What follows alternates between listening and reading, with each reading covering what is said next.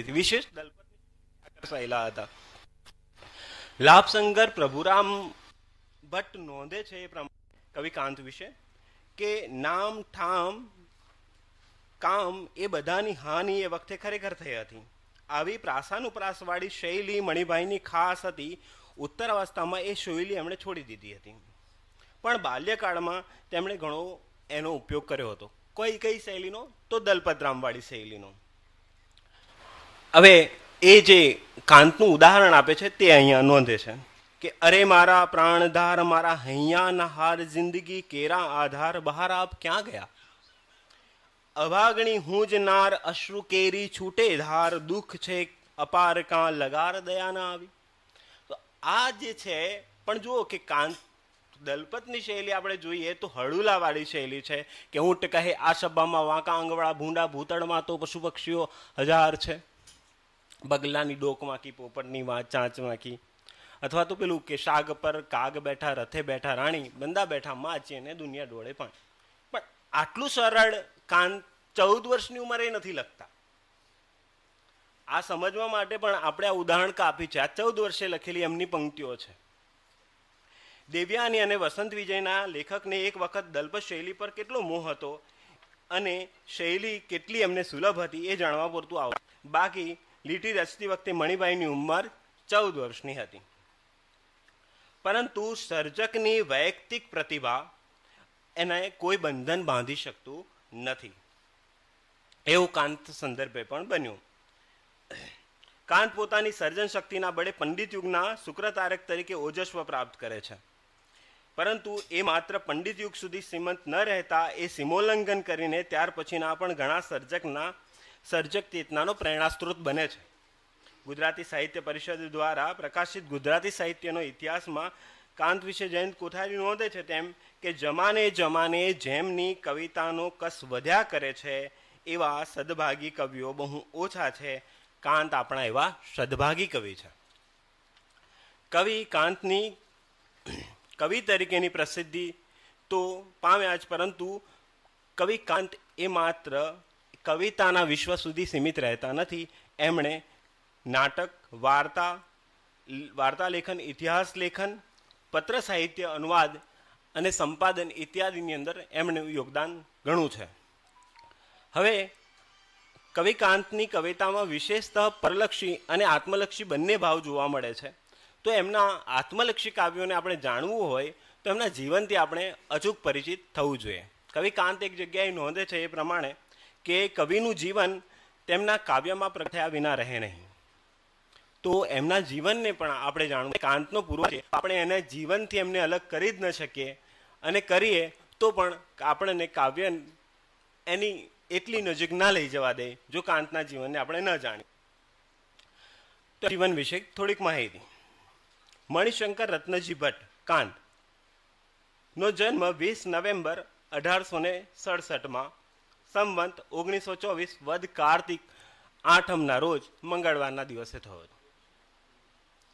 પણ આ જન્મ તારીખ સંદર્ભે કેટલી બધી ભ્રમણાઓ છે એ પણ આપણે જાણવા જેવી છે. એક અભ્યાસુ તરીકે મારે આ જોવું જરૂરી હતું. તો રાવી પાઠકે પૂર્વાલાપની બીજી આવૃત્તિ જે 1926માં પ્રકાશિત થઈ એના ઉદ્બોધગાથની અંદર 1867 જણાવી 10 નવેમ્બર, હાલાકી છે 20 નવેમ્બર. જ્યારે રામનારાયણ વિશ્વનાથ પાઠકની ગ્રંથાવલી જે સાહિત્ય અકાદમી દ્વારા સંપાદિત કરવામાં આવી એની અંદર 10 નવેમ્બર 1868 જણાવી. જો ત્યાં 1 વર્ષનો ડિફરન્સ થઈ ગયો. હાલાકી આ પ્રિન્ટિંગ મિસ્ટેક હોઈ શકે એવું આપણે માનવું જોઈએ. જે બંને ખોટી છે અને મુકુંદ પારાશરી એના ગ્રંથ ઓક્ટોબર 1967ની અંદર જે પ્રસ્તુતિકરણ એનું પ્રાપ્ત થાય છે. સૌરાષ્ટ્રમાં હાલ અમરેલી જિલ્લાના લાઠી તાલુકાના ચાવંડ ગામના પ્રશ્નોત્તર નાગર બ્રાહ્મણમાં આ કવિનો જન્મ થયો. તેમના પિતા રત્નજી મુકુંદજી ભટ્ટ. એમના જે દાદા હતા મુકુંદજી એ પણ એક કવિ હતા. એમણે વ્રજ અને સંસ્કૃતની અંદર પોતાનું યોગદાન આપેલું છે. એટલે કાવ્યનો વારસો સર્જકને ગળગુથીમાં ખોટું નથી. માતા મોતીબાઈ ને ત્યાં થયો. તેમના પરિવારમાં તેમનાથી મોટા 3 ભાઈ ગૌરીશંકર, માધવજી અને હરજીવનભાઈ, અને 2 બહેનો જેમાં દયાબેન અને પ્રાણીબેન. વેદુ, જ્યોતિષ, ભાગવત પરાયણ અધ્યયન અને તેમના કુટુંબિક વારસામાંથી તેમને પ્રાપ્ત થયા. તેમનો અભ્યાસ પ્રારંભમાં માધવજીભાઈને ત્યાં માંગરોળમાં થયો. બાદમાં રાધાફાઈને ત્યાં મોરબીમાં અંગ્રેજી કેળવણી અર્થે તેઓ ગોંડલ અને રાજકોટમાં રહ્યા. તેઓએ મેટ્રિકની પરીક્ષા 1884માં રાજકોટની હાઈસ્કૂલમાં પાસ કરી. જયંત કોઠારી આ સંદર્ભે એક નોટ આપે છે. ઊંડી સ્નેહ ભૂખે માંગરોળના પ્રકૃતિ સૌંદર્યે અને મોરબીમાં શાસ્ત્રી શંકરલાલ મહેશ્વરીને ત્યાં ચાલતી કાવ્ય શાસ્ત્ર વિનોદ.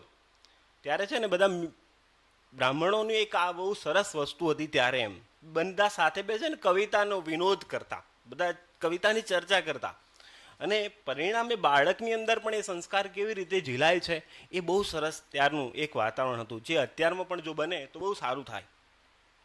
ઊંડી સ્નેહભૂખ કાવ્ય શાસ્ત્ર વિનોદ અને વિદ્યાવ્યાસંગની પ્રવૃત્તિએ કાંતના પ્રથમ કાવ્ય સંસ્કારોને ઘડવાનો ભાગ ભજવ્યો હતો. હવે બળવંતરાય ઠાકોર સાથે મૈત્રી પણ એ સમયમાં વધી. પછીના સમયની અંદર કવિ કાંતની છબી આલેખતા વિશ્વનાથ પ્રભુરામ વૈદ્ય આ પ્રમાણે નોંધે છે કે ભાઈ 14 વર્ષે કવિ કાંત કેવા હતા કે ત્યાં દૂરથી એક 14 વર્ષનું બાળક કંઈક શ્યામ રંગે બુદ્ધિમતા, ચક્ષુઓ સળવળ થતા ભરેલી નાશિકાવાળું પરંતુ સરળ, ગોળ, ઉત્સુક મુખવાળું.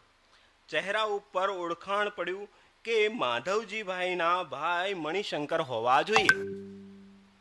અતિ શરમાળ બાળ ધીમે ધીમે પગલે આવી બાજુના પથ્થર પર બેસી ગયું અને બોલવાનું કાર્ય મારે શરૂ કરવું પડ્યું. કાંતનું 14-15 વર્ષના હતા ત્યારનો સમય છે. અહો ભાઈ આવો, તમે મણિશંકર? હા. શું ભણો છો?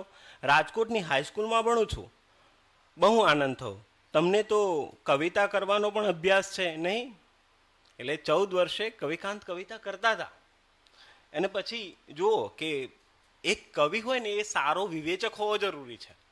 જો પોતે પોતાની કવિતાની વિવેચના ના કરી શકે તો ઓળ ગોળ 56 કરોડ એમ કરીને બધું આપી દઈ શકે. અને અત્યારમાં ઘણું થતું પણ હોય છે કે ઘણી બધી કવિતાઓ, અત્યારમાં તો વોટ્સઅપ યુગ ચાલી રહ્યો છે એટલે એવા પ્રકારના ગતકડાઓ ચાલતા હોય, પણ એક સર્જક પોતે સારો વિવેચક હોવો જરૂરી છે. એના લક્ષણો કવિ કાંતમાં 14 વર્ષની ઉંમરે જોવા મળે છે. જોજો, એ કહે છે ખરો પણ બહુ સારી નથી કરી શકતો. વિચારો બહુ આવે છે પરંતુ લખતા ભાષા યોગ્ય લાગતી નથી. બને તેવું છે કે જો કલ્પના કરે જાઓ તો ભાષા વિનાશી રીતે આવે. કોકડું ગૂંચવાયું ના, એમ તો આવે છે પરંતુ કલ્પનાએ જોઈએ એવી નથી આવતી. જો પહેલા ભાષાનો જ પ્રશ્ન હતો, પણ કલ્પના પણ આવે છે પણ કે જોઈએ એવી કલ્પના આવતી નથી. આ 14 વર્ષનું બાળક કે છે. હમણાં સાહેબે કીધું કે ભાઈ તે સમયના જે સર્જકો હતા તો 21 વર્ષે જેમ ભગતસિંહે જેટલું મોટું યોગદાન કર્યું, બરાબર છે. નિશ્ચિત કાવ્ય સંગ્રહ માત્ર 31-33 વર્ષની ઉંમરના 29 વર્ષે છપાઈ ગયો હતો. તો આ સર્જકોની અંદર સર્જક ચેતના છે ને એ ઈશ્વર દત્ત હોય છે. આ લક્ષણ છે.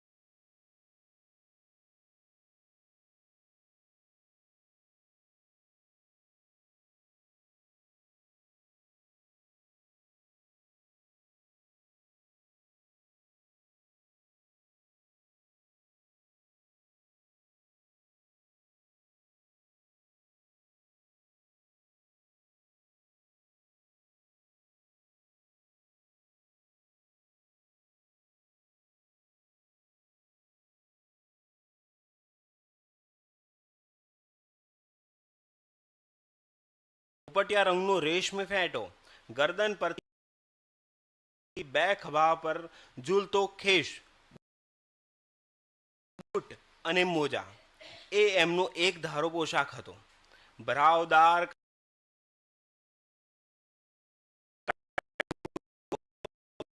પ્રેમના ચશ્મા, ગૌરવશાળી પ્રભાવદાર મુખમુદ્રા, સહજ સ્મિત કરતું વદન, ભરાવ અને પ્રછંદ કાયા, ચામડીનો ભીનોવાન, આવા મણિભાઈનો બધા પર પ્રભાવ પડતો. ભાવનગરના નાગરિકોમાં આવા પ્રભાવશાળી વ્યક્તિ બીજી કોઈ પણ દીઠી નથી. આ કાંતનો પ્રભાવ આજે પણ પડે છે, એટલા જ માટે હું અહીંયા છું. તો આ સમય દરમિયાન પ્રથમ લગ્ન વેદ જટાશંકર કેવળરામના દીકરી નર્મદા. હવે આ નામ પાછળ પણ પ્રિન્ટિંગ મિસ્ટેકો કેવી હોઈ શકે એ પણ મેં જોયું, જેમાં કાંત વિશેની અંદર નર્મદા શંકર એવું નામ કરી દીધું છે. હવે આપણને ત્યાં વાંચીએ એટલે તરત થાય કોઈ બહેનનું નામ નર્મદા શંકર હોઈ શકે. એટલે પછી મેં તપાસ કરી તો ખ્યાલ આવ્યું કે એમણે કાંતમાલામાંથી લીધું હતું, જ્યાં નર્મદા કુંવર એવું નામ છે અને જે સાર્થક છે. નદી, કાંત તેમને નદી પ્રેમથી કહેતા. સ્વભાવે સ્થિર અને ગંભીર વ્યક્તિત્વ ધરાવતા કાંત કવિહૃદય તો ખરા જ, એથી પણ જોઈએ તો પ્રથમ પત્ની સાથે એને સુપેરે કેળવે છે. તેમનામાંથી તેમને પ્રથમ પુત્ર પ્રાણલાલ અવતરે છે. પણ સમયની અવદશા કહો કે કુદરતની કઠણાઈ 1891માં પ્રથમ પત્નીનું અવસાન કવિહૃદયમાં ઊંડો ઘા કરે છે. લાભશંકર પ્રભુરામ ભટ્ટ નોંધે છે કે પોતાની કવિતાઓ પંક્તિ મળે. એની પંક્તિ હતી કે નયન નમણા ગ્રીવા ધોળી લલાટ સોહામણા. આપણે જો જડને પડદે ક્યાંક સાંભળ્યું હોય ને તો આખું નાટક જાણે કે આ પંક્તિની આસપાસ જ ફરતું હોય એવું ફીલ થાય. બહુ ઓછા સર્જકો છે ગુજરાતી સાહિત્યના કે જેમના જીવન પર નાટક લખાયા છે. એમાંથી કવિ એક કાંત છે. એના માટે જીવન એવું નાટકમય હોવું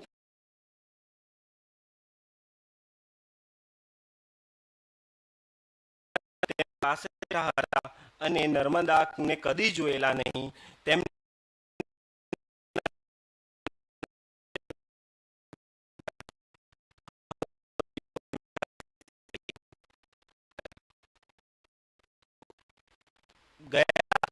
નર્મદા બહેનના ગયા પછી કવિ કાંતની વ્યથા અટકી નથી. કેટલાક કાવ્યોની અંદર આ વ્યથા આપણે જોઈ શકીએ છીએ, જેમાં વિધુર કુરંગ કાવ્યની છેલ્લી 4 પંક્તિઓ બધા સર્જકો નોંધે છે. એમ તો એમાંથી એ 4 પંક્તિઓ સ્મરણ આવતા રુધિર નીર નેત્રે ઝરે, દયા સ્વજનને થતા વદન પાસ પાણી ધરે, નહીં સ્વજન એ સખી સ્વજન એકલી તું હતી, સહસ્ત્ર સત શલ્યમાં હૃદયની પાસ પથારી થતી. તો હૃદયની પથારી થાય છે પણ ક્યાં થાય છે? હૃદયમાં પથારી થાય છે પણ સહસ્ત્ર સત શલ્યમાં, તીરોની વચ્ચે એમ થાય છે. તો એ ત્યાં એટલું દર્દ સર્જકનું છે કે રુધિર નીર નેત્રે ઝરે છે. સામાન્ય હવે પાણી નથી ઝરતું, રુધિર ઝરે છે. એટલો સ્નેહ કવિનો જોઈ શકાય છે. પણ આ તો જીવનની શરૂઆત હતી કાંતના. 10 વર્ષની ઉંમરે પિતાને ખોઈ બેસે છે. એક આઘાત તો હતો, આ બીજો આઘાત એમના જીવનમાં પત્નીને ખોવાનો. હવે પુત્ર પ્રાણલાલ પ્રત્યેનો સ્નેહ સઘન હતો, પરંતુ બીમારીના કારણે તેનું લગભગ 10 વર્ષે મૃત્યુ થયું. કવિ સિતાર વગાડી જાણતા, પુત્રને સંભળાવતા પુત્ર પ્રાણલાલનું દુઃખદ અવસાન બાદ તેમણે સિતાર વાદનનો સંપૂર્ણ ત્યાગ કર્યો. કે જેની સાથે સ્નેહ હતો, જે સિતાર સાથે પણ હતો ને બાળક સાથે હતો, એને બંનેને ત્યજે છે. એ એમનું પ્રાણલાલ પ્રત્યેનો સ્નેહ દર્શાવે છે. ઈસવીસન 1892માં તેમણે બીજા લગ્ન જામનગરના માસ્તર શંકર જેઠાલાલની દીકરી નાહની સાથે થયા. આ સંબંધની ગોઠવણમાં બળવંતરાય ઠાકોર પણ તેમની સાથે હતા. ઈસવીસન 1891 થી 1896 સુધીનો સમય કાંતના ચિત્તમાં ધર્મ મંથનનો કાળ રહ્યો. આ સમય દરમિયાન ખ્રિસ્તી ધર્મના અનુયાયી સ્વીડનબોર્ગના વિચારોથી ઘણા પ્રભાવિત થયા અને ખ્રિસ્તી ધર્મનો સ્વીકાર કરે છે. એક પત્રમાં આ સંદર્ભે ખુલાસો આપે છે. હવે આ જે સમય છે ને 91 પછીનો 1891 થી 97 સુધીનો સમય, કે કાંત એક તરફ બરોડાની અંદર નોકરી પણ કરી રહ્યા છે, બરોડાની અંદર એમની જોબ ચાલે છે, શિક્ષણ ક્ષેત્રે તેમને કામ સોંપવામાં આવ્યું છે, જે આપણે બીએડના ક્લાસને અત્યારમાં એ કહીએ છીએ ને એ પ્રકારનું એમને ત્યારે એ વિદ્યા માટેનું ત્યાં એ પણ સંભાળી રહ્યા છે, અને સાથે ખ્રિસ્તી ધર્મનું એમનું વાંચન થઈ રહ્યું છે. આ ત્રણેય પરિસ્થિતિ છે, અને એ પરિસ્થિતિની વચ્ચે, ધર્મમંથનની મહાપરિસ્થિતિની વચ્ચે સર્જક શિક્ષણનો ઇતિહાસ આપે, જેમાં વિશ્વના શિક્ષણના ઇતિહાસ વિશેની વાત હોય, તો એ કેટલો ઉત્તમ સર્જક, એક કેટલો ઉત્તમ અધ્યાપક કે જ્યારે એમાં પ્રવેશ કરે તો એનું એક એક પાસું ન છોડે. તો શિક્ષણનો ઇતિહાસ એ સમયમાં આવેલો. હવે વાંચે કે એ પત્રની અંદર ધર્મ અંગેનો ખુલાસો આપતા શું કહે છે કે હવે જો આ ભાષા પણ થોડી આપણને પેલા ધર્મ, ખ્રિસ્તી ધર્મ સાથે કનેક્ટ કરતી હોય ને એવી ભાષા કવિ કાંતમાં પ્રવેશી ચૂકી છે. આ પત્ર દ્વારા આપણને ખ્યાલ આવશે. ઘણા વખતથી હું ધર્મનો અભ્યાસ કરું છું, તે તમે જાણો છો. કેટલાક વખતથી હું એવું જાહેર કરું છું કે મને પરમ સત્ય મળ્યું છે, તેની પણ તમને ખબર છે. ભાઈ લક્ષ્મીશંકરને મેં તે જણાવ્યું હતું અને માર્ગ પણ જણાવ્યો હતો, પણ મેં જે વાંચ્યું અને વાંચવાનો શ્રમ લે એવા દેશમાં ઘણા થોડા લોકો છે. અને એવો વખત આવ્યો છે કે જ્યારે મારા બધા સ્નેહીઓ અને સંબંધીઓ મારો ત્યાગ કરશે, કારણ કે સ્વર્ગનો મુસાફિર સ્વીડનબોર્ગ કહે છે કે જીસસ ક્રાઇસ્ટ વગર સ્વર્ગને બીજે કોઈ ઈશ્વર નથી.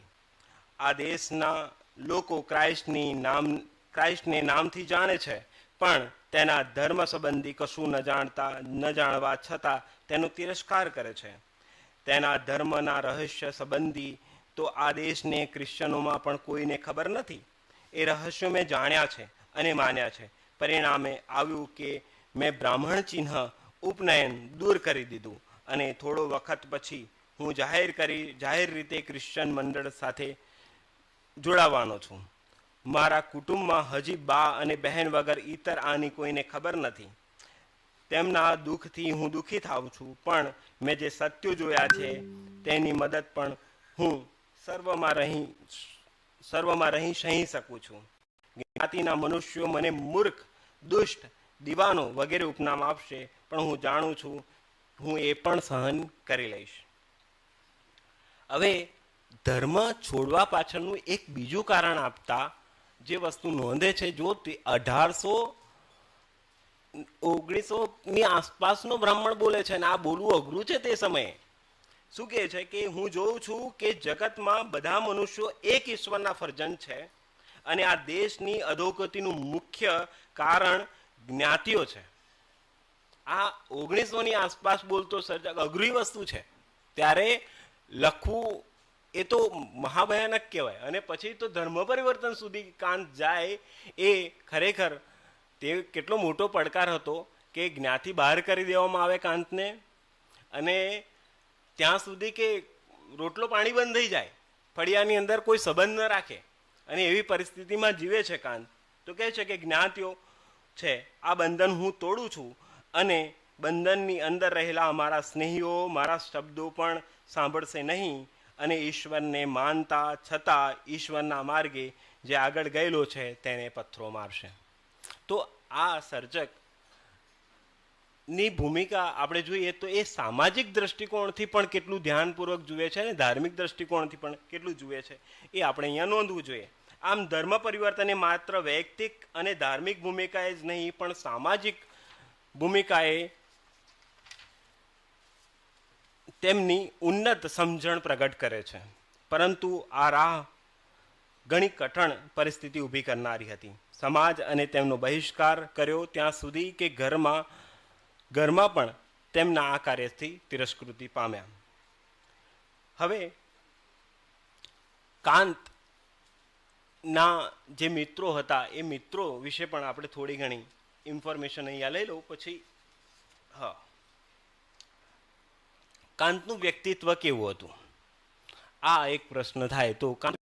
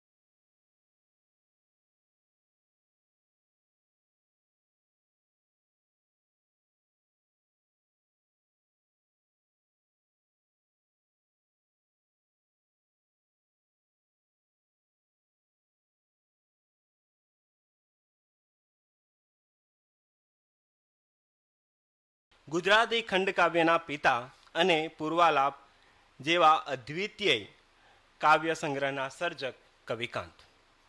કવિકાંતનું કવિતા ક્ષેત્રે પ્રદાન એટલે એમનો એકમાત્ર કાવ્ય સંગ્રહ પૂર્વાલાપ, જેનાથી ગુજરાતી સાહિત્યમાં તેમનું નામ ચિરંજીવી થઈ ગયું.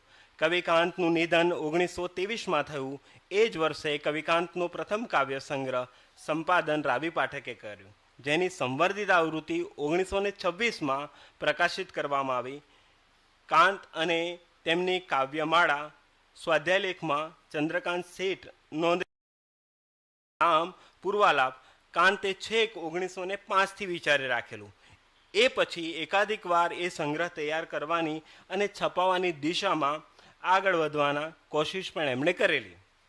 પૂર્વાલાપ માટે સ્મૃતિ એવું હતું અને એક પ્રસંગની મદદ વાંચવા આપણે કાવ્યો ઉતારવાનું તેમણે આગળના મહારાજા ભાવસિંહજી એકવાર કાંત સાથે જમે છે અને તે વખતે જમ્યા પછી હાથ ધોયા પછી કાંતના ખેસ સાથે હાથ લૂછે છે અને એ મહારાજા અને સ્મૃતિની મદદથી કાવ્યો ઉતારવાનું તેમણે આરંભેલું.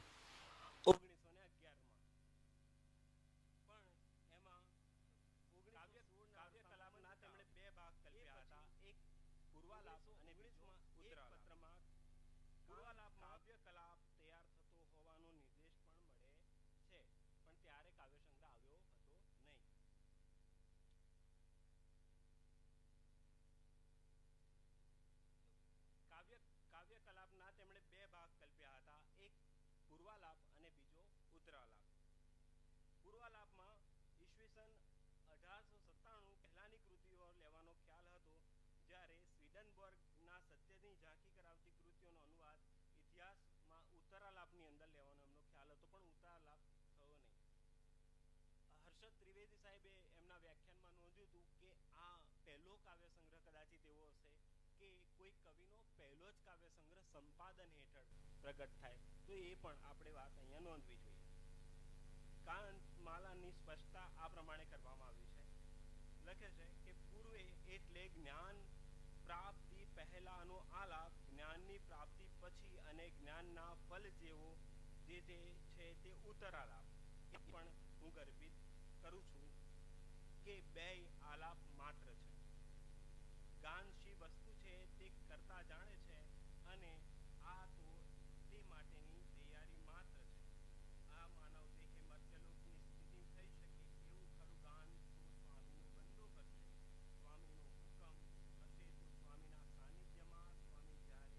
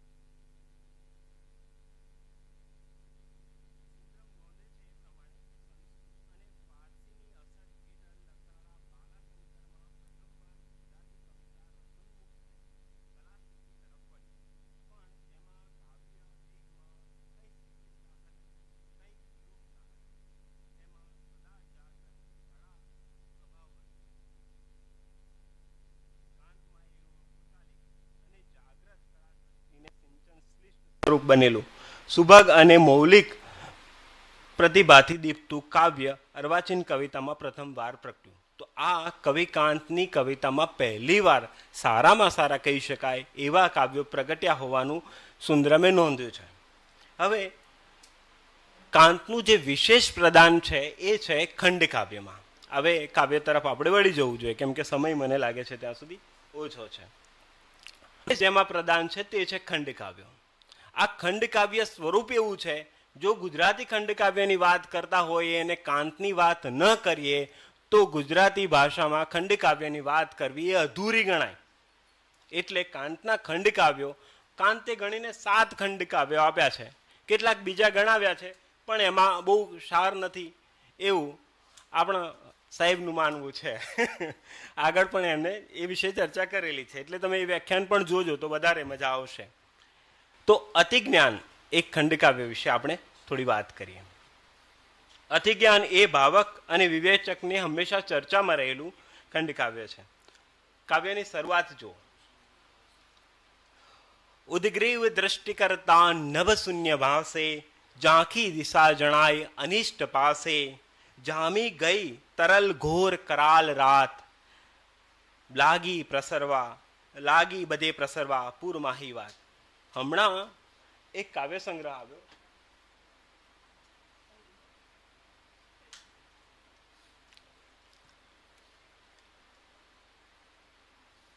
કાવ્ય સંગ્રહ સૈરંદ્રી આવ્યો. જો કાંતની અસર ક્યાં સુધી આપણને અત્યારમાં પણ દેખાય. સૈરંદ્રીની શરૂઆત છે કે વિવસ સાંજ નભ નિરાલંબ, નિષ્પદ સમીર નિગૂઢ, એક યૌના નતમુખ ઊભી, વ્યગ્રચિત સમ્મૂઢ.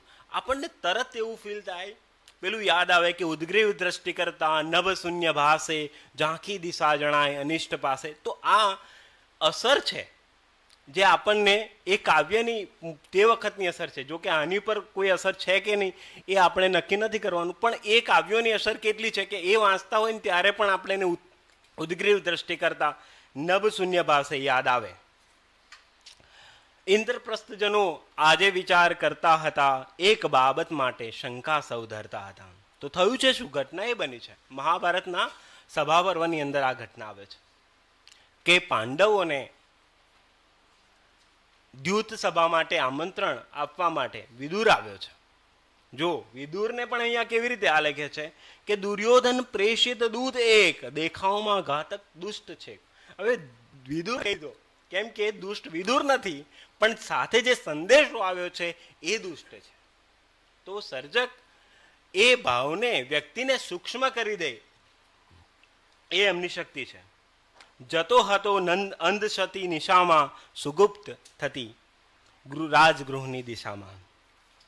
હવે અતિજ્ઞાનની કેન્દ્રીય સમસ્યા વિશે ચંદ્રકાંત શેઠ નોંધે છે એ જાણવા જેવું છે.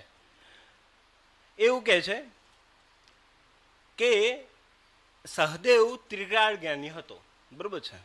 તો ત્રિકાળનું જ્ઞાન જેને હોય એને માત્ર એટલું જ દેખાય કે દ્રૌપદીનું માન ક્ષય થવાનું છે, દ્યુતની અંદર આપણે બધું હારી જવાના છે.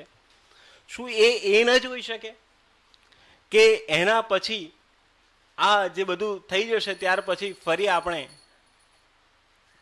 સ્વર્ગ તરફ જવાના છે? આ સારું પણ જોઈ શકતો નો. તો આપણે નોંધવું જોઈએ કે સર્જકે પોતે સીમા નક્કી કરવી પડે કોઈ કૃતિને આગળ કેવી રીતે લઈ જવી છે. એટલા માટે એટલે સર્જક છે અને એ નક્કી કરે છે કે મારે આની પર નથી જવાનું. તો આ એક વસ્તુ છે. હવે એક બે કાવ્યોની વાત કરીને મારી વાત મૂકી દઉં, બરાબર છે.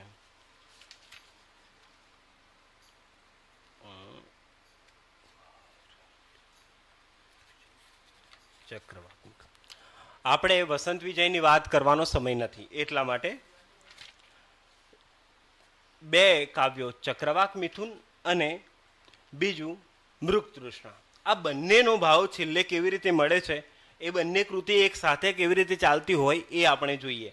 એક રીતે તો મૃગતૃષ્ણા તો આપણને પ્રેમનું કાવ્ય નથી, પણ એની અંદર પણ કુદરતની ક્રૂરતા કેવી છે, અને આ બાજુમાં ચક્રવાક મિથુનની અંદર પ્રેમના કાવ્યની અંદર કેવી છે જુઓ. એની કેટલીક પંક્તિઓ. પ્રણયની તૃપ્તિ પણ થતી નથી ને પ્રણયની અભિલાષા પણ જતી નથી.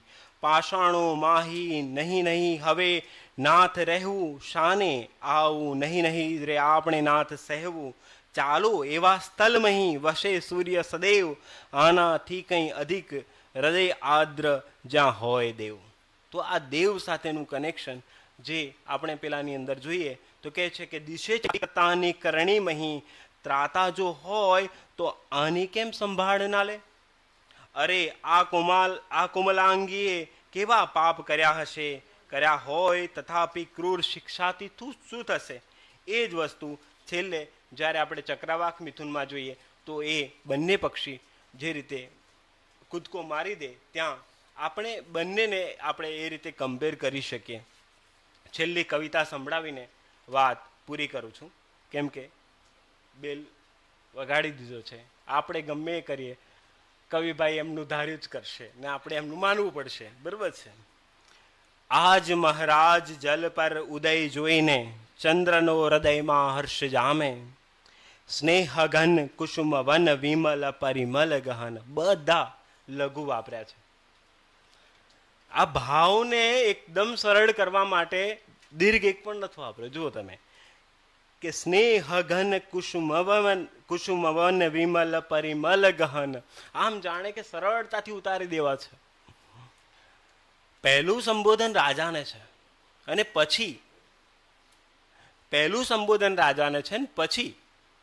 ભગવાન સાથે છે. રાજાનું નામ તો છોડી દે છે સર્જક છેલ્લે સુધી. તો જોયો કે આજ મહારાજ જલ પર ઉદય જોઈને ચંદ્રનો હૃદયમાં હર્ષ જામે. વચમાં પ્રકૃતિ આવી ગઈ. સ્નેહ ઘન કુસુમ વન વિમલ પરિમલ ગહન, નિજ ગગન માહી ઉત્કર્ષ પામે. કયા? બહારના ગગનમાં નહીં, નિજ ગગન માહી ઉત્કર્ષ પામે. પિતા કાલના સર્વ સંતાપ સામે. પિતા એટલે અહીંયા પેલો ખ્રિશ્ચન ધર્મવાળો રેફરન્સ કે ઈશ્વર કાલના સંતાપ સામે, જે સંતાપો હતા તે ગયા, આજના નહીં, એની સામે તો હવે શાંતિ છે. પિતા કાળના સર્વ સંતાપ સામે, નવલ રસ ધવલ તવ નેત્ર સામે. પિતા કાળના સર્વ સંતાપ સામે, જલધી જલદલ ઉપર દામિની દમકતી, યામિની માહી સરકતી, કામિની કોકિલા કેલિકુ જન કરે, સાગરે ભાસતી ભવ્ય ભરતી. પિતા સૃષ્ટિ સારી સમુલ્લાસ ધરતી. પિતા સૃષ્ટિ સારી આટલું કહીએ ને અને પછી સમુલ્લાસ ધરતી, બંને વાક્ય જુદા પાડીએ ને તોય સરખો અર્થ લઈ આવે. પિતા સૃષ્ટિ સારી સમુલ્લાસ ધરતી, તરલ તરણી સમી સરલ તરતી. પિતા સૃષ્ટિ સારી સમુલ્લાસ ધરતી. આજ મહારાજ જલ પર ઉદય જોઈને ચંદ્રનો હૃદયમાં હર્ષ જામે. ધન્યવાદ.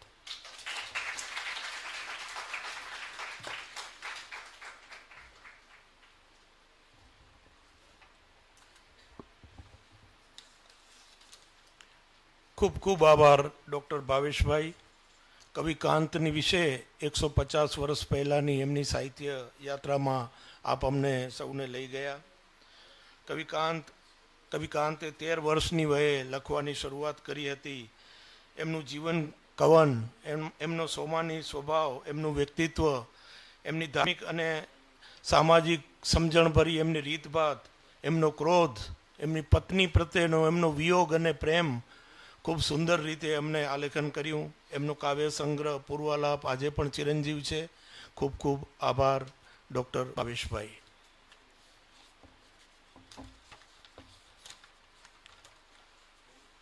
પ્રથમ સેશનના આપણા બીજા વક્તા છે ચારમીબેન ભટ્ટ.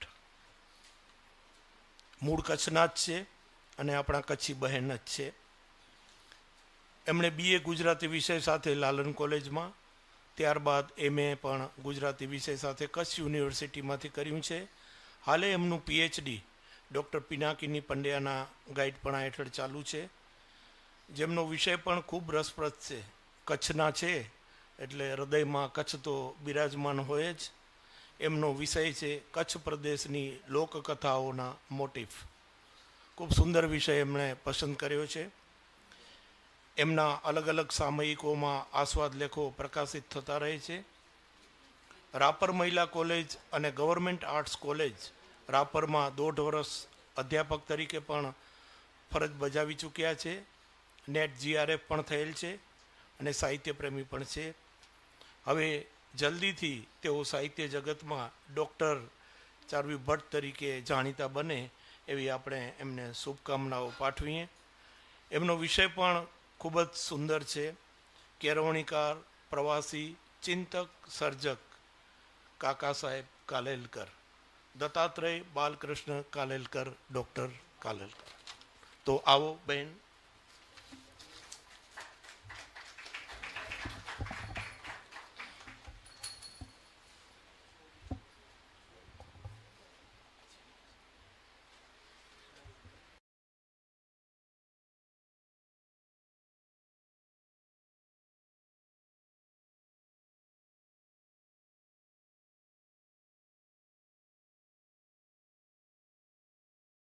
તેની અટક કાલેલકર પડી હતી. મૂળ અટક રાજાધ્યક્ષ અને સારસ્વત ગૌડ બ્રાહ્મણ, એટલે એમના જીવનમાં પણ કેવો એ એક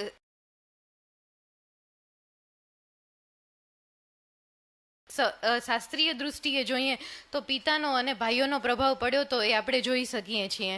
નામ પાછળ મોટાભાગે આપણું નામ આપણા ફૈબા પાડતા હોય છે, પણ એમનું નામ તો એક અવધૂતે પાડેલું હતું, જેની એક કથા બહુ જાણીતી છે. અને પિતા પાસે મૂળ નામ દત્તાત્રેય બાલકૃષ્ણ કાલેલકર, અને બાલકૃષ્ણને એક વખત છઠ્ઠું સંતાન માતા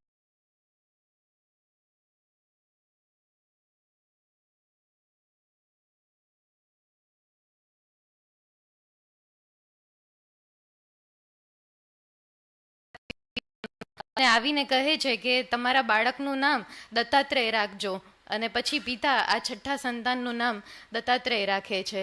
અને કાકા સાહેબે તો પોતાના સ્મરણ યાત્રામાં એવી મૂંઝવણ પણ અનુભવી છે કે મારું નામ દત્તાત્રેય, અને હવે ભગવાનને કયા આરાધ્ય દેવ તરીકે હું પૂજું, કારણ કે દત્તાત્રેય નામ છે એટલે દેવીને તો મારાથી પૂજી ના શકાય, ગણપતિને પણ ના પૂજાય. અને પોતે જ્યારે પૂજા કરતા હતા ત્યારે દેવીની બાજુમાં ગણપતિને પણ નહોતા રાખતા.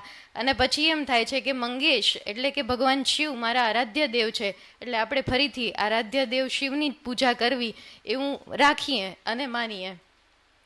6 ભાઈ બહેન અનો બોડો પરિવાર, એક બહેન, અને પિતાની સતત બદલી થવાના લીધે તેમનું બાળ મિત્ર તો બહુ ઓછું, પરંતુ જે 6 ભાઈઓ હતા એમાં બાબા, અરણા, કેશુ, ગોંદુ, દત્તુ, વિષ્ણુ અને એક બહેન, જ્યારે તોફાન કરવાના હોય ત્યારે એ હંમેશા કેશુને સાથે રાખતા, નિખાલસ વાત કરવાની હોય ત્યારે એ ગોંદુને સાથે રાખતા, ભણવાનું હોય ત્યારે એ બાબા અને અરણા પાસે ભણતા હતા, અને કેળવણીના પાઠ લેવાના હોય તો માતા નાની બાએ ગુજરી ગયેલા બેન અક્કા પાસેથી એ પાઠ લેતા હતા. અને પછી તો એક એવી પરિસ્થિતિ આવી કે પિતા એની સલાહ લેતા કે દત્તુ આ કરવા જેવું ખરું કે નહીં. અને કાકા સાહેબને આપણે કાકા સાહેબ એમ કહીએ ત્યારે આપણને તરત એક ચિત્ર અહીંથી ઊભું થાય, પરંતુ દત્તુ એમ બોલીએ ત્યારે એક નાનો બાળ દત્તાત્રેય આપણને દેખાય. આપણે કહીએ છીએ કે કાકા સાહેબની કાકા કહેવાની એક આખી માન્યતા એક પેઢી એક પરંપરા મુજબ છે, પરંતુ કાકા સાહેબના નામ વિશે કાકા સાહેબ પોતે આમ કહે છે. અને મોટા ભાઈના લગ્ન થઈ ગયા હતા, તેનું સંતાન 1.5 વર્ષનું અને પોતે 2.5-3 વર્ષના હતા, એટલે સહજ કાકા બની ગયા. અને પછી મહારાષ્ટ્રમાં જે રીતે એક પંથ અથવા તો નામાભિધાન કરવાની એક શૈલી છે એ પ્રમાણે કાકા બન્યા. અને પછી તો પોતે વાત વિસ્તરતા એમ કહે છે કે નાનું બાળક હોય અને કચ્છીમાં આપણે કીકો કહીએ છીએ, એટલે એ કાકા અને કીકો, હું ત્યાંથી એવો ને એવો રહ્યો હતો. આ બાળક દત્તાત્રેયના જીવન સાથે એનું બાળપણ આપણે જ્યારે બૃહદ ફલક ઉપર જોઈએ ત્યારે આપણને સમજાય કે પ્રાથમિક શાળા અલગ અલગ જગ્યાએ કરવાની થઈ, શિક્ષકોનો એને બહોળો અનુભવ મળ્યો, અને ઘણી વખત તો શિક્ષકો મારતા તેથી એ શાળાએ જવાનું પણ પસંદ નહોતા કરતા, પરંતુ બાબા અને અરણાના સંસ્કારને લીધે તેમાં તે એક સિંચનનો પાયો એક પાકો થયો હતો. વામન માસ્તર નામના જે અંગ્રેજી શિક્ષક હતા તેમના પાસેથી તેમને અંગ્રેજીનું સાહિત્ય સિંચન પણ મળ્યું હતું. અને એ સમયગાળા દરમિયાન જ્યારે તેઓ અંગ્રેજીની વ્યક્તિની કેટલાક ઉપર થતી હશે, હું તેમના જોડી અને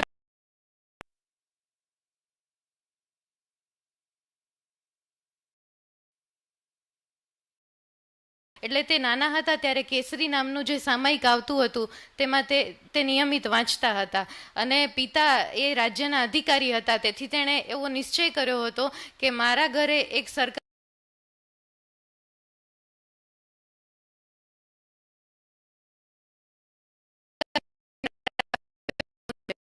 પછી એક પણ સરકારી નોકર મારે અહીંથી હવે ત્યાં નહીં જાય. એ સમયે એ અફઝલખાનની લડાઈ અને શિવાજી મહારાજ આવી લડાઈ લડી અને પોતાના બાળપણમાં રમતા હતા. જ્યારે ઘરનું પાયાનું કામ થતું હતું ત્યારે એક તલવાર મળે છે અને એ ભવાની તલવાર સમજી અને રાતના ભાગમાં બધા ભાઈ બહેન એ તલવાર ફેરવીને રમે છે. પિતાને ખબર પડે છે કે હવે રાજ્યના અધિકારીઓ આવવાના છે એટલે પિતા એ તલવારની ચપ્પુ બનાવી દે છે અને 4 દિવસ સુધી કાકા સાહેબને ગમતું નથી, કારણ કે ભવાની તલવાર તો હવે જતી રહી છે, હવે હું અંગ્રેજોનો નાશ કઈ રીતે કરીશ. આ એક આશીર્વાદ જાણે એમને મળતા હોય એ રીતનું એનું બાળપણ પસાર થયું હતું. પુણે પછી એ ભણવા જાય છે અને ત્યાં તેમની સાથે તિળક તો હોય જ છે, એમનો પ્રભાવ પણ હોય છે, પરંતુ સાથે સાથે એ સમયગાળા દરમિયાન જો એના કોઈ સહપાઠી હોય તો આચાર્ય કૃપલાની અને વીર સાવરકર હતા. વીર સાવરકર અને પહેલા તો ક્રાંતિકારી ચળવળોમાં જોડાવા ઈચ્છે છે, તિલક સાથે પણ રહે છે, રાષ્ટ્રમતમાં લખે છે, વીર સાવરકર સાથે જોડાય છે, ગોરીલા પદ્ધતિની એક આખી પદ્ધતિ એમને વીર સાવરકરને આપે છે, પરંતુ ત્યારે નિરીક્ષણ કરે છે કે આપણામાં એકતા કે એકમત નથી, માટે આપણો દેશ આઝાદ નથી થતો અને સતત એ શોધમાં ને શોધમાં ફરે છે. એ દરમિયાન એમને વિવેકાનંદનો એક પત્ર મળે છે અને એમાં એમણે લખ્યું છે, વિવેકાનંદે અપ્રકાશિત પત્ર છે અને એમાં લખ્યું છે કે જો આપણે રાષ્ટ્રને બચાવવું હશે તો એની એકમાત્ર પાયાની ચાવી છે શિક્ષા, અને પછી પોતાના મંત્ર દ્વારા એ શિક્ષા જીવના રસ્તાને એક નવો ઓપ આપે છે.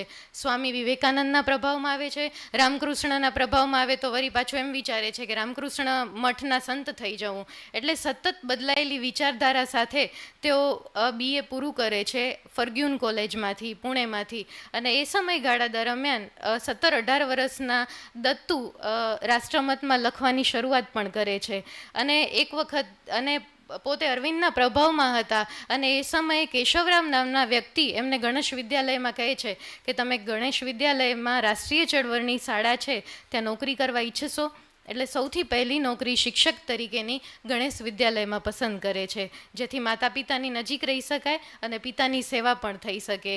1902માં તો લગ્ન પણ થઈ જાય છે અને પત્નીનું નામ લક્ષ્મી હોય છે, જેનું પૂર્વમાં નામ સુંદરા હોય છે.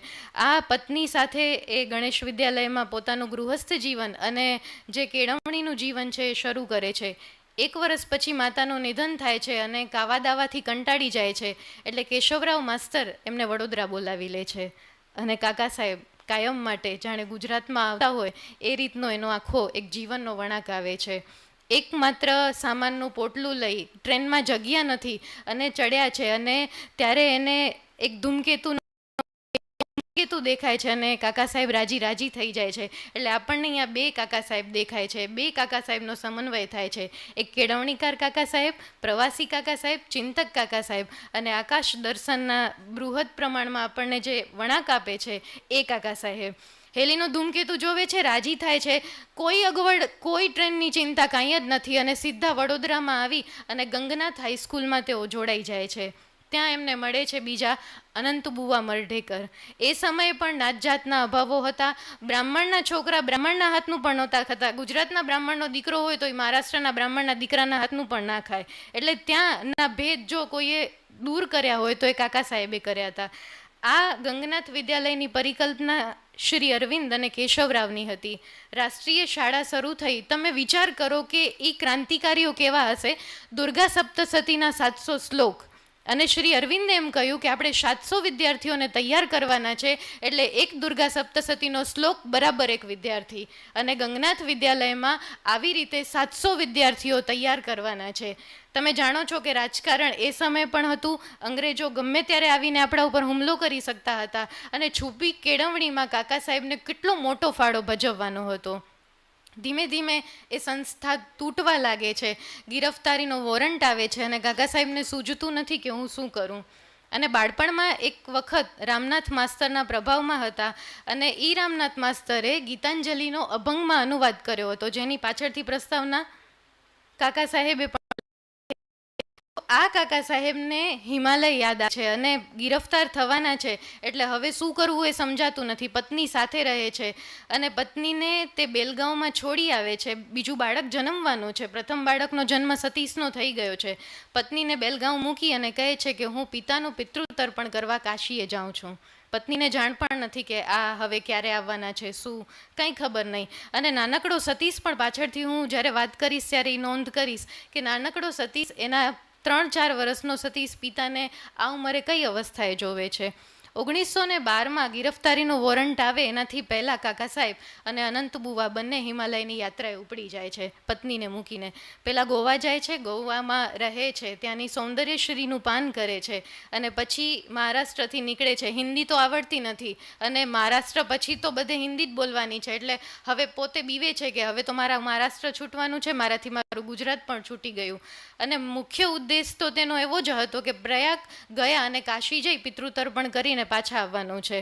બીજી તરફ પત્ની સતીશ કાલેલકરે એવું નોંધ્યું છે એના મોટા પુત્રએ કે મારી માં માત્ર 2 જ દિવસ જમતી હતી અને બાકીના 6 દિવસે પિતાની રાહ જોતી હતી કે હવે મારા પતિ ક્યારે આવશે ને મને અહીંથી લઈ જશે. અને બીજી તરફ તો કાકા સાહેબ આવવાના જ નહોતા. કાકા સાહેબ તો પછીથી પાછળથી આવે છે, પણ પોતે નીકળી ગયા છે અને ખબર નથી કે મારે શું કરવાનું છે, ક્યાં કરવાનું છે, કેમ કરવાનું છે. અને પોતે અનંત બુવા સાથે નીકળે છે, પિતાનું તર્પણ કરે છે અને આગળ જાય છે.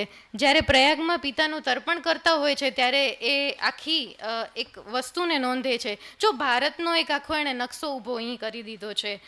અને વડોદરાથી હવે એમણે સીમોલ્લંઘન કાશી તરફ, પ્રયાગ તરફ કરી દીધું છે.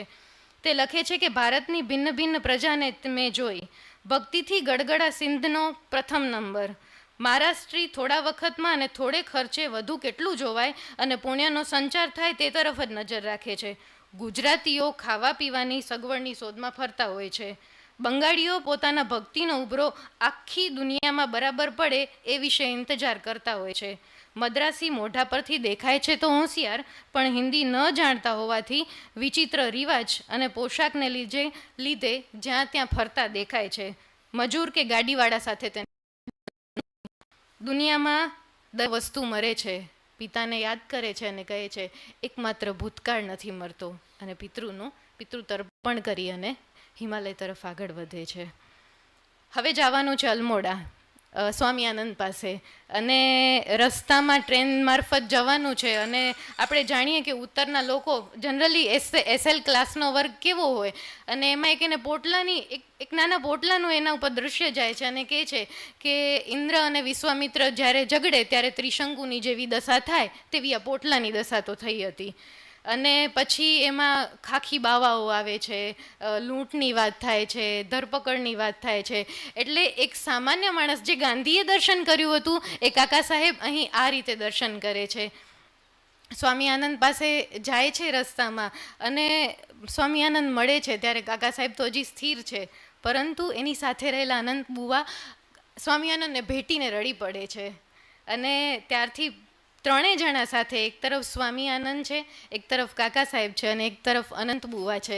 હિમાલયનો પ્રવાસ ધીરે ધીરે આગળ વધી રહ્યા છે લોકો.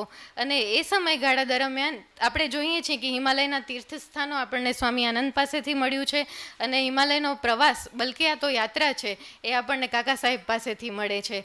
આ કાકા સાહેબ ઘણી વખત ચૂકી જાય છે અને પોતે પાછા એમ નોંધે પણ છે કે જગત અને જગદંબામાં મારું ધ્યાન ક્યાં ખોવાઈ ગયું હતું એ મને ખ્યાલ ન રહ્યો. બરાબર સામે છેડે સ્વામી આનંદ એ જ જગત અને જગદંબાને પકડી અને પોતાની વાત અહીં રજૂ કરે છે. એક સમન્વયના બંને અધિકારીઓ આ રીતે હિમાલયમાં ભેગા થાય છે.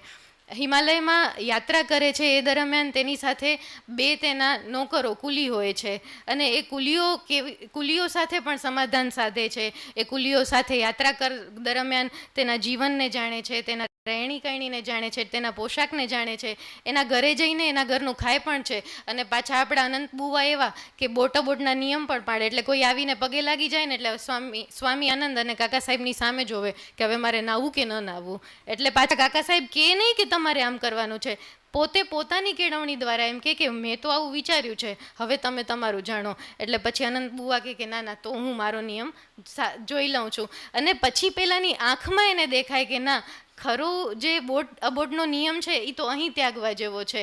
અને પછી એ દિવસ એ ઉપવાસ કરે છે અને આખો દિવસ એને એક જાણે વ્યક્તિ મળ્યું હોય એવી રીતે એ રહે છે. અને ત્યાંના સાધુઓ કેવા છે એ હિમાલયની યાત્રામાં જોવા મળે છે. ત્યાં એ લોકો ધર્મશાળામાં રાત્રિ રોકાણ કરે છે. ત્યારે એક કાકા સાહેબે સરસ પ્રસંગ નોંધ્યો છે કે ત્યાં રોજ 5 થી 8 કડાક થાય. સ્ત્રીથી બાજે, સ્ત્રી પુરુષ બાજે. અને શેના માટે બાજે? તો કે દહીં માટે બાજે, કૂતરાથી બાજે.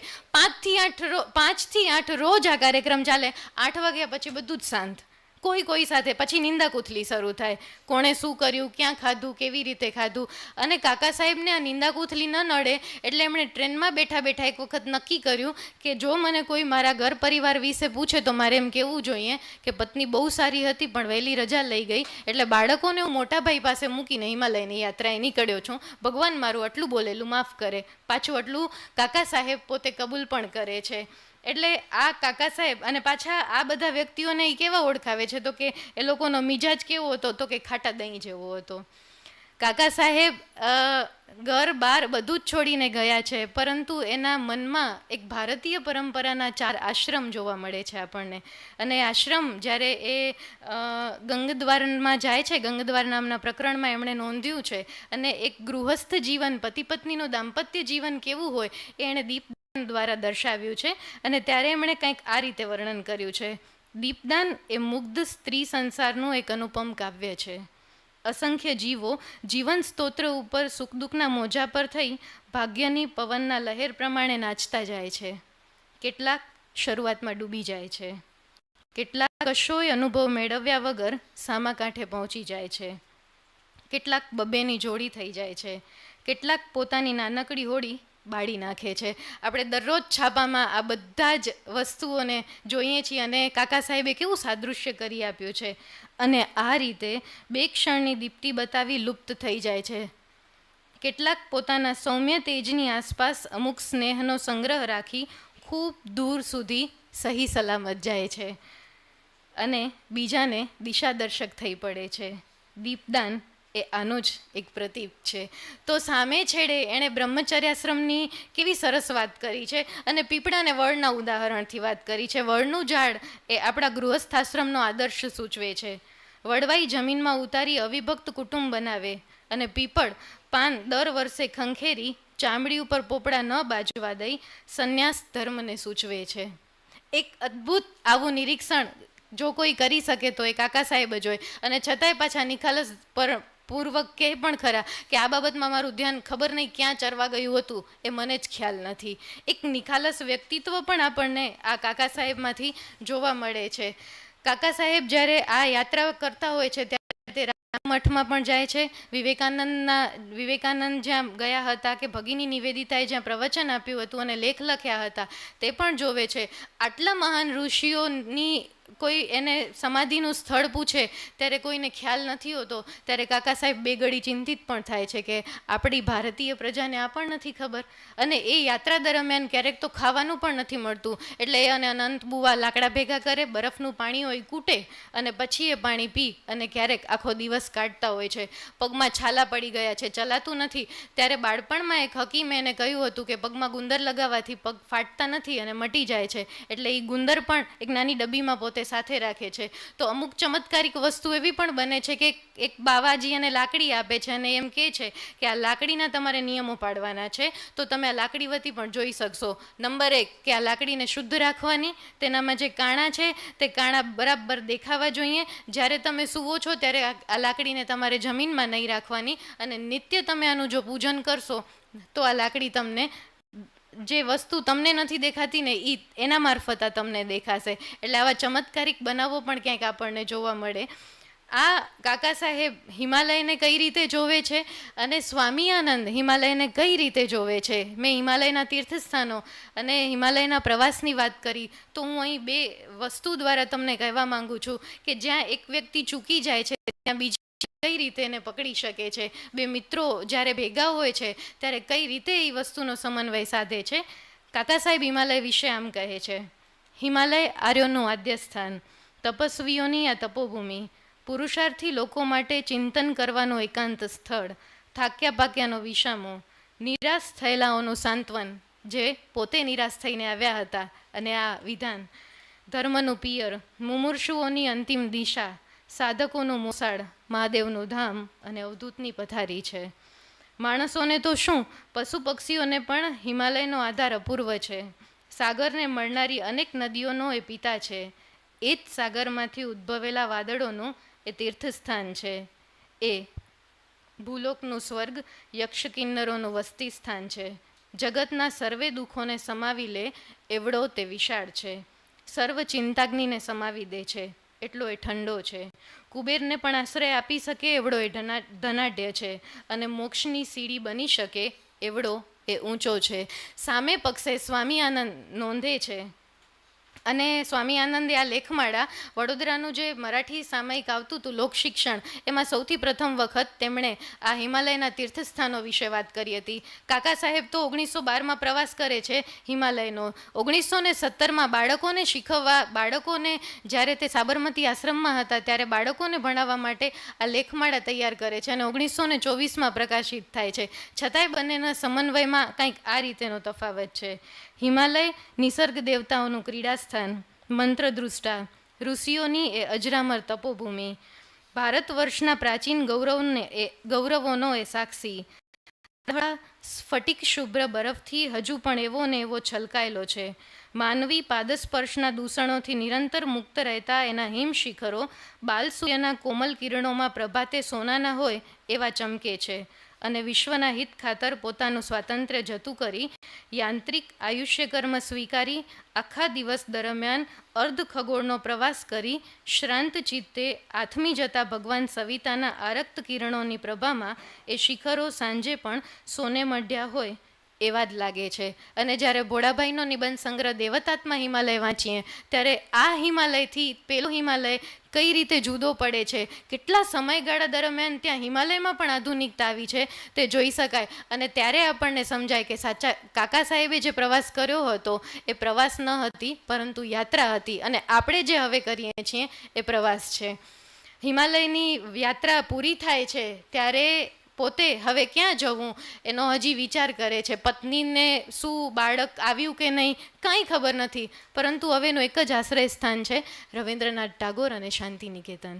તે ત્યાં જાય છે, રવિન્દ્રનાથ ટાગોરને મળે છે, બાળક પાસેથી બંગાળી શીખે છે. જે વ્યક્તિને હિન્દી નહોતું આવડતું તે હિમાલયની યાત્રા કરે છે, અને બંગાળી નથી આવડતું છતાં શાંતિ નિકેતનમાં રહે છે, ટાગોરના પ્રિય વ્યક્તિ થાય છે.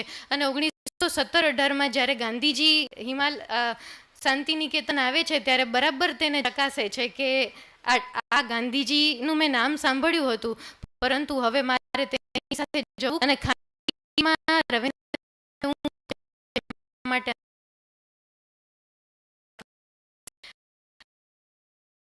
પણ કહે છે કે જો તમારી ઈચ્છા હોય તો હું દત્તુ બાબુ લઈ જાઉં. અને જ્યારે 1920માં રવિન્દ્રનાથ ટાગોર હું તો ટાગોર અમદાવાદ આવે છે ત્યારે ગાંધીજીને તમે હજી અમારા દત્તુ બાબુને પાછા એક વ્યક્તિની ચેતનાનો સંસ્પર્શ કઈ રીતે આખા વ્યક્તિને ગળતો હોય છે, એમાં જવાબ જો પરિબળ એ બીજું કંઈ નહીં પરંતુ માનવીય કેળવણી જ હોઈ શકે છે. પછી 1918-19ની આસપાસ સાબરમતી આશ્રમમાં કાકા સાહેબ આવે છે. આપણે જાણીએ છીએ તેમ વિદ્યાપીઠમાં કેટલું મોટું યોગદાન રહેલું છે. ઇન્દુલાલ યાજ્ઞિકે જ્યારે કોંગ્રેસ અધિવેશનમાં વિદ્યાપીઠની 1917-18માં જ્યારે ગાંધીજી ગુજરાતની શૈક્ષણિક સમયની સંસ્થાઓ હતી એમાં કાકા સાહેબ કાલેકર, કિશોરલાલ મધુવાડા અને બીજાના સહાધ્યાયીઓ ભેગા મળી તેઓ બધાને એક કરે છે અને પછી વિદ્યાપીઠ આપે છે. વિદ્યાપીઠનો જો આપણે લોગો જોયો સા યા વિમુખે તો એ સૂત્ર પણ કાકા સાહેબે આપ્યું. વળનું જે ચિત્ર છે એ પણ એ કાકા સાહેબનો વિચાર છે. કમળ છે એ પણ કાકા સાહેબનો ગાળા દરમિયાન જ્યારે સાબરમતીમાં અભ્યાસક્રમ ચાલતો હતો ત્યારે આચાર્ય આનંદ શંકર ધ્રુવે એનો અભ્યાસક્રમ પણ ઘડ્યો હતો. અને એક નાનકડી કોચરબ આશ્રમમાં એ સાબરમતીની શાળા ચાલતી હતી, તેમાં કાકા સાહેબ ધારે તે વિષયો ભણાવ્યા, અને મહાદેવભાઈ પણ છુપી રીતે કાન દઈ અને એમની પાસે સાંભળવા માટે આવતા હતા. એમને એમ થતું હતું કે કાશ હું કાકા સાહેબ પાસે બેસીને વર્ગો લઉં તો કેવું સારું. આ કેળવણીકાર કાકા સાહેબનો એક બીજું પાસું એવું પણ છે કે નાનપણથી તેઓને કોઈ મિત્રો તો મળ્યા ન હોતા, એટલે પ્રાણીઓ સાથે તેની દોસ્તી હતી. અને સાબરમતીમાં એટલા કૂતરા કે એ લોકોએ અનાતંક નિવારણ સભા સમિતિની સ્થાપના કરી, અને કાકા સાહેબ એમાં મુખ્ય હતા કે હવે કૂતરાઓનો નિકાલ કરવો તો કરવો, ન કરવો મારી નાખવા કે દરેકે એક એક કૂતરો પાડી લેવો. એટલે નાની પાયાની વસ્તુથી માંડી અને મોટા મોટા કેળવણીના નિર્ણયો લેવાનું કામ જો કોઈ કરતું હોય તો એ માત્ર કાકા સાહેબ જ કરતા હતા. અને કાકા સાહેબને એમ થયું કે મારે હવે વિદ્યાપીઠમાંથી અમુક રીતે ખસી જવું જોઈએ, તો એ ઔચિત્યનો વિચાર કરીને પણ કાકા સાહેબ પોતાના નિર્ણયો લેતા હતા. આ સમયગાળા દરમિયાન મહાદેવભાઈએ પતિ પત્નીના સંબંધોને એક વખત જોયું અને એમણે કાકા સાહેબ અધ્યયન ગ્રંથમાં એ વસ્તુને નોંધી પણ છે. કાકા સાહેબના પત્ની એટલે એમને સૌ કાકી કહેતા હતા. અને જ્યારે તમે નારી વિમલ નારી પરિમર્શન નામનું એમનું પુસ્તક જોવો ત્યારે એક લેખ એમણે એમના પત્નીને અર્પણ કરીને લખ્યો છે, કાકી મારી સહધર્મચારિણી લક્ષ્મી આ નામે. અને એમાં પોતે કાકીને પહેલે મૂકી ત્યજી દીધા હતા કે હવે મારે તો હું હિમાલયના પ્રવાસે જાઉં છું, ખબર નથી હું ક્યારે આવીશ. અને પાછા આવે છે ત્યારે એનો દીકરો કહે છે કે પિતા તમે તો જતા રહ્યા હતા પણ માની દશા આ હતી. એટલે કાકા સાહેબ પસ્તાય છે અને કાન પણ પકડે છે કે મારી હવે આ ભૂલ નહીં થાય. વડોદરામાં પત્ની સાથે હતા ત્યારે પત્નીને એક વખત કહ્યું હતું કે ચાલ હું તને કેળવણી દ્વારા તને હું થોડું ભણતર શીખવું. ત્યારે પત્નીએ ના પાડી હતી કે આ બધું મારું કામ નહીં. અને જ્યારે સાબરમતીમાં કાકા સાહેબ ભણાવતા હતા ત્યારે પત્નીએ હળવેકથી આવીને કહ્યું મને કેળવણી આપો તો કેવું સારું. અને કાકા સાહેબનો માયલો એ સમયે રાજી થઈ ગયો હતો કે વાહ. આ કાકા સાહેબનું જ્યારે પોતે કેળવણીની વાત કરતા હતા ત્યારે હિમાલયના પ્રવાસની વાતો હોય તો એમાં એને એક વ્યક્તિ મળે છે અને ગોખણપટ્ટી જે આપણે બાળપણથી કરતા આવ્યા છીએ પણ આપણે એમ માનીએ છીએ કે ગોખણપટ્ટી એ સારી વસ્તુ નથી, પરંતુ કાકા સાહેબ એને સારી વસ્તુ કહે છે. કઈ રીતે? તો આ રીતે શિક્ષણ શાસ્ત્ર ઉપર ઘણો વિચાર કરવા છતાં ગોખણપટ્ટીની પ્રથા સાવ કાઢી નાખવા જેવી છે એવો નિર્ણય નથી થતો.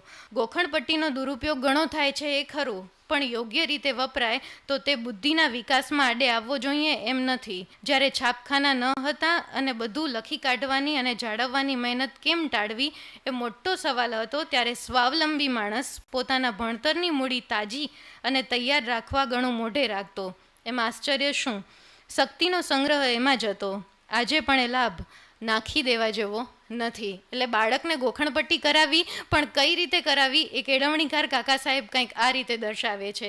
તો બીજી રીતે એ કહે છે કે કેળવણી એ જીવનની પૂર્વ તૈયારી હોવાથી કેળવણીકારને તો દરેક બાબતમાં પૂર્વ તૈયારી પૂરેપૂરી કરવાનું સૂઝવું જ જોઈએ.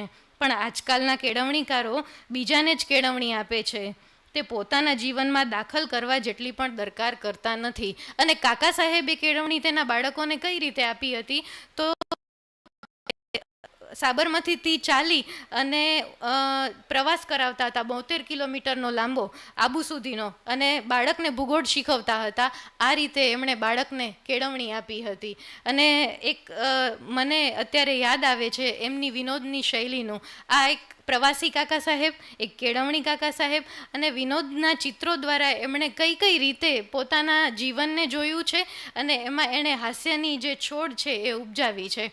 સ્મરણયાત્રામાં લગ્ન નહોતા કરવા એટલે ઘરથી ઈ અને કેશુ ભાગી જાય છે. ઘરમાં પત્ર લખી દે છે કે હવે આજથી અમે નહીં આવીએ અને તમે અમારી ચિંતા ના કરતા. રેલવે સ્ટેશન પહોંચે છે અને પછી યાદ આવે છે કે માં કેટલી ચિંતા કરતી હશે. એટલે બંને ભાઈ પાછા વરે છે. આવીને જોવે છે તો ઘરમાં સાવ શાંતિ છે. એટલે બંનેને નવાઈ લાગે છે. પત્ર જોવે છે તો પત્ર યથાતથ છે. એટલે જઈને પત્ર ફાડી નાખે છે. બીજી વખત જ્યારે સ્મરણયાત્રા લખવાની થાય છે, ટીબીનો રોગ થયો છે અને એમને ચંદ્રશંકર શુક્લએ કીધું છે કે તમે સ્મરણયાત્રા લખો, ત્યારે લગ્ન વિશેના એના વિચારો કેવા છે? તો કે નાનપણથી મનમાં ઠસી ગયું હતું કે પરણવું એ ખરાબ વસ્તુ છે. પરણાવશે બીકથી ઘરમાંથી નાસી ગયો હતો, પરંતુ સાયકલે બુદ્ધિ બગાડી. સાયકલ તુરત મેળવવાનો એક જ ઉપાય લાગવાથી સાયકલના લોભે મન પરણવા તૈયાર થયું. પછી તો કલ્પનાના ઘોડા નહીં ચૂક્યો, કલ્પનાની સાયકલો દોડવા લાગી. એક દિવસે પરણવાના વિચાર અને સાયકલના વિચાર અદ્ભુત રીતે ભળી ગયા અને વિચાર થયો કે આખી જાન સાયકલ પર કાઢીએ તો કેવું સારું. અને વરવધુ પણ સાયકલ પર જ હોય, પણ બધા જાનૈયા શરણાઈ તાંસાવાળા, દારૂખાનું ફોડવાવાળા, ગોર મહારાજ, ભટ્ટ ભિક્ષુકો બધા જ સાયકલ ઉપર બેસી જો શહેરમાં ફરે તો કેવું મજાનું દેખાય. આપણને પણ એક દૃશ્ય ઊભું થાય. દરેક જણ સાયકલની ઘંટડી અને ભૂંગળું વગાડે તેમાં સારે ગમની ગોઠવણ હોય. આવી જાન તો ઉતાવળે જ પસાર થવાની, લોકોને પૂરતું જોવાનું પણ ન મળે. એટલે આખા શહેરમાં એણે તો 10 વાર ફેરા ફરવા જોઈએ. વળી જેમને આ મજા ખાસ જોવાનો શોખ હોય એમણે પણ ભાડાની સાયકલો આણી જાન સાથે ફરવું જોઈએ.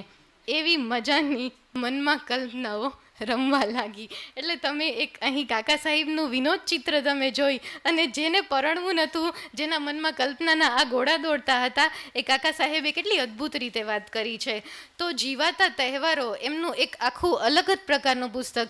જેમના ઘરમાં મંગેશ, જે શિવની પૂજા થતી હોય, પિતાએ માર્યો છતાંય શિવરાત્રિ તો હું રાખીશ જ એવી જીત થતી હોય, જે ભારતભરમાં જેમણે ભ્રમણ કર્યું હોય, એ ભારતના તહેવારોને કઈ અલગ રીતે જોવે છે. એમાં એમણે એક સરસ મજાનો હનુમાનજીનો પ્રસંગ ટાંક્યો છે, અને હનુમાનની વાત કરી છે. પછી રોજનીસીની પોતાની વાત કરી છે કે મેં હનુમાન જયંતિના દિવસે શું કર્યું, અને એક પ્રસંગ એણે આ રીતે કંઈક નોંધ્યો છે જીવાતા તહેવારોમાંથી. તહેવારોમાંથી હનુમાન પોતાને રામસેવક માનતો હતો. રામે કોઈ કાળે પોતાને હનુમાનને સ્વામી માન્યો છે? રામના હૃદયમાં હનુમાન પ્રત્યે કેવો ભાવ હશે? મુરબ્બીપણાનો, પિતૃવાત્સલ્યનો, બંધુ પ્રેમનો, કે કૃતજ્ઞ બુદ્ધિનો? નારદ મુનિને ઈચ્છા થઈ અને આવો સવાલ થયો. હવે શું થાય છે એ કાકા સાહેબની નજરથી આપણે જોઈએ. નારદને એકવાર શંકા આવી. નારદ ઉઠ્યા અને ચાલ્યા રામને જ પૂછવા. નારદ પોતે દુનિયાના ખબરપત્રી, બીજા મારફતે મળેલા સમાચાર એને કામ ના આવે. જાતે જ મુલાકાત લે એનાથી રૂડું શું? પણ બિચારાને તે જ દિવસે કડવો અનુભવ મળ્યો. અનિરુદ્ધ સંચાર નારદને દ્વારપાળ અંદર ન જવા દે. કહે કે મહારાજ રામચંદ્ર પૂજામાં બેઠા છે, અત્યારે અંદર ન જવાય, પૂજા પૂરી થવા દો. આભા બનેલા નારદ ઋષિ મનમાં વિચાર કરે, રામ તો પ્રત્યક્ષ પરમેશ્વર, ત્રિલોકીના સ્વામી. બ્રહ્મા ચારે વેદ ગાઈને થાક્યો, પણ રામ રહસ્યને ન સમજી શક્યો. યોગીરાજ શંકર હડાહડ પી ગયો ત્યારે રામનામથી જ એને શાંતિ મળી. અને ભૂતનાથ અને શરણ્ય શ્રી રામચંદ્ર વળી કોની પૂજા કરતા હશે? નારદને અપમાન કરતા કુતૂહલ વધારે અસહ્ય થઈ પડ્યું. એક પળ, એક જુગ જેવડી લાંબી લાગી. આખરે રજા મળી. અંદર જઈ જુએ છે તો શું, કેટલી સુંદર સોનાની મૂર્તિઓ આગળ રાખી રામચંદ્ર આરતી ઉતારે છે. 33 કરોડમાંથી આ કયા ધન્ય દેવો કે જેમની રામચંદ્રજી ઉપાસના કરે છે? નારદ તાકીને જોવા લાગ્યા. અરે, આ તો લક્ષ્મણ, પેલો ભરત, અને એથી ઊંચે બેસાડ્યો છે ભક્તરાજ હનુમાન. અહો, આશ્ચર્ય આશ્ચર્ય! નારદે કેટલીય વાર ભગવાનના સહસ્ત્ર નામો ગાયા હતા, પણ ભક્તના ભક્ત એવા ઈશ્વરનું નામ એણે જાણ્યું ન હતું.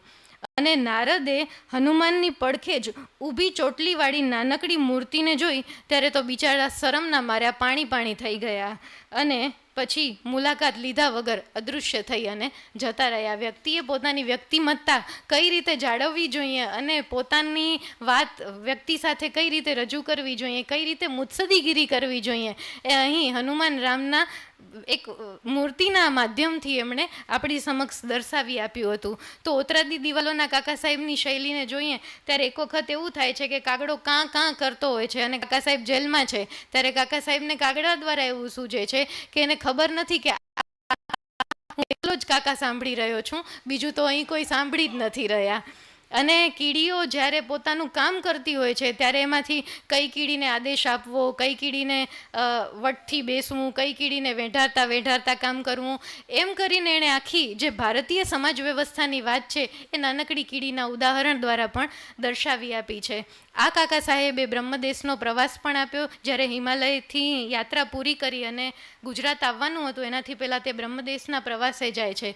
ત્યાં મીણમાં કામ કરતી સ્ત્રીઓને જોવે છે, અને ત્યારે તેને ભારતની સ્ત્રીઓનો અને જે સ્ત્રીઓ કામ કરે છે તેનો વિચાર આવે છે કે અત્યાર સુધી તો મેં માત્ર સ્ત્રીને કામ કરતી જોઈ હતી, પરંતુ આ રીતે મૂંગે મોઢે પરાણે અને અકારણ કામ કરતી સ્ત્રીઓ જ્યારે કામ કરતી હોય ત્યારે કેવું લાગે, એનો એક ચિતાર પણ આપણને અહીંથી જોવા મળે છે. તો ઉગમણો દેશ એમણે કરેલા યાત્રાના પ્રવાસોની વાત છે, અને પૂર્વ આફ્રિકામાં આ પણ એમનો એક પ્રવાસ વૃત્તાંત છે. તો ક્યાંક રખડવાનો આનંદ વગેરે આપણને લખાણ લાંબુ લાગે એવું પણ ક્યાંક શક્ય બને છે, પરંતુ દરેક કૃતિમાંથી પસાર થતાં તમે કેળવણીકાર કાકા સાહેબને, પ્રવાસી કાકા સાહેબને કે એક વિશ્વ માનવીના એક યાત્રી કાકા સાહેબને તમે બાદ ના કરી શકો. એટલે મને કાકા સાહેબને રાહુલ સંકૃત્યાયન, કૃષ્ણનાથ અજ્ઞેય, કે ગગન ગિલ જે નિર્મલ વર્માના પત્ની હતા અને અમૃતલાલ વેગડની હરોળમાં જ મૂકવાનું મન થાય. અને ભલે ગાંધીએ એને સવાયા ગુજરાતી કીધા, પરંતુ મને એમ લાગે છે કે એ સવાયા ગુજરાતી નહીં, સવાયા ભારતીય છે. આભાર.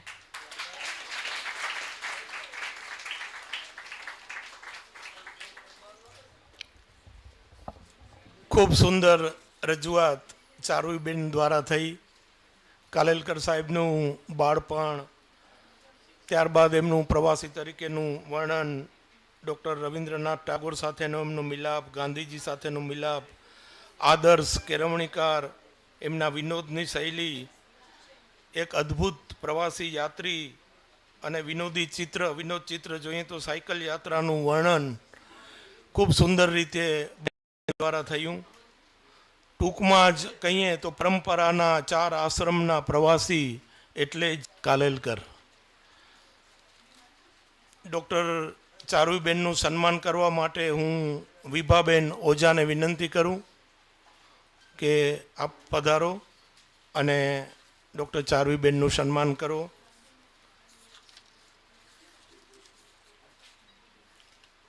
બપોરના સેશનમાં આપણે ડૉક્ટર કાંતિ ગોર, ડૉક્ટર નીતિન રાઠોડ અને શ્રી માવજીભાઈ મહેશ્વરીને માણવાના છે.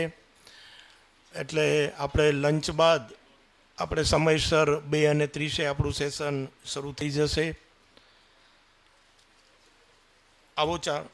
આવો વિભાબેન, ચારુબેનનું આપ સન્માન કરો.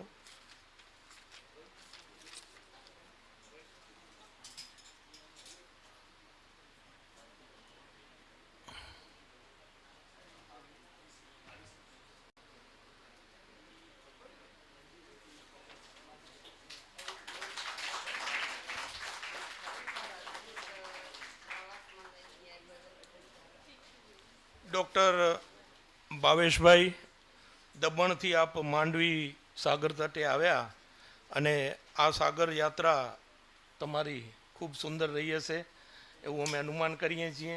ચારુબેન, તમારો પણ આ પ્રસંગ ખૂબ અમને ગમ્યો છે અને જે કવિભાઈએ મને તક આપી એ બદલ હું કવિભાઈનો પણ ખૂબ આભારી છું. કવિભાઈ વિશે ઘણું બધું બોલાયું છે, પણ જે મારા મનના શબ્દો છે એક જ શબ્દોમાં હું વ્યક્ત કરું છું.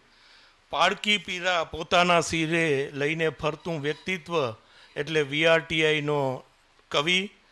નામ છે ગોર્ધન પણ છે ગોવર્ધન.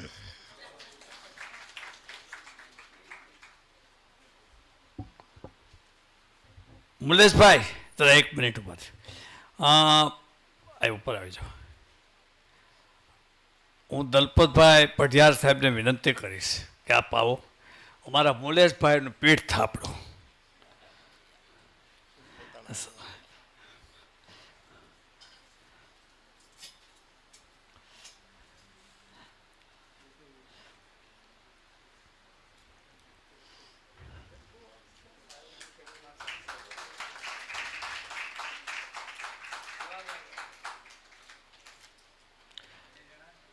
ચારવીબેને ઘંટડી વાગો વગાડવા ન દીધી મને. ચારવીબેન એટલે 5 મિનિટ વહેલા પૂરું થયું, વગાડવા ન દીધી. હવે એમને મારા વિશે જે કોઈ કલ્પના પણ વગાડવા ન દીધી. એટલે પણ બહુ સરસ. આપ ઘડિયાળ જુઓ, આપણે બરાબર સમયસર પૂરું કરીએ છીએ. 12 આપણે જમીન અને 2:30 વાગે પાછા આવીશું. ખાતરી આપું છું, બપોર પછીના પહેલા